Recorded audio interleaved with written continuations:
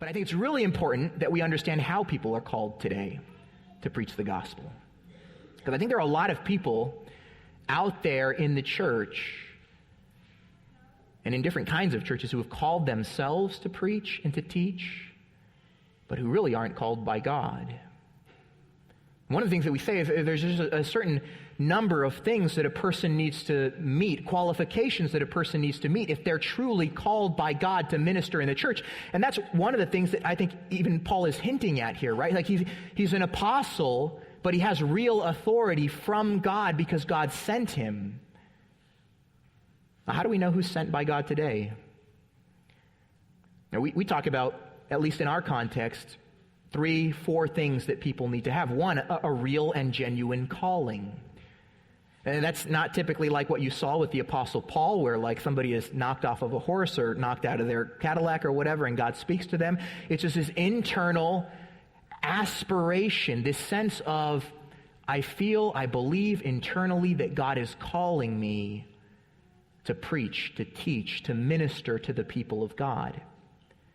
And that internal calling is matched by or confirmed by an external affirmation. And so in other words, an individual doesn't just feel like they're called to preach. The people around them in the church are also affirming that call. They're saying, yeah, I see the gifts.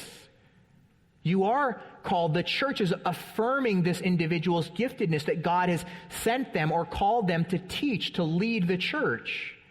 So you have the internal aspiration. The Apostle Paul said in 1 Timothy chapter 3, if anyone aspires to the office of an overseer, he aspires after a good thing, a noble task. You have that internal sense of call, and then you have the external affirmation from the church, and then you also have not just call, but this individual, and Paul certainly has this individual has to have a certain degree of character.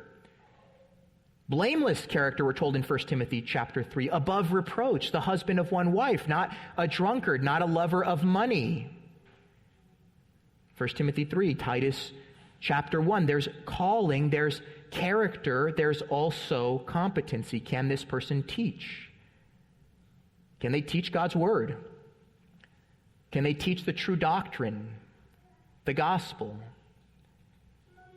And what is the content of their teaching? With those 3-4 things, right? The content of what they're preaching. And really, it's that last piece, the content, the Apostle Paul is going to focus on in this book. Because the people that came to Galatia after Paul, right, they felt like they were called. They had a great zeal for God's law. Right? And probably the people around them said, yeah, you guys certainly are called to teach, to lead people, to teach about God's law. They were competent, right? The people around them probably thought they're very gifted. In fact, one of the things that we're going to see in the book of Galatians is that the Galatians began to buy into their message, to their preaching. So these guys are gifted. They seem called. Sounds like they have character. They're always talking about the law and holiness and what it means to follow God and obey God. It seems like they have character, but Paul says if they don't have the proper content, if they're not preaching the gospel that I gave to you, then they're not called by God, but cursed by God.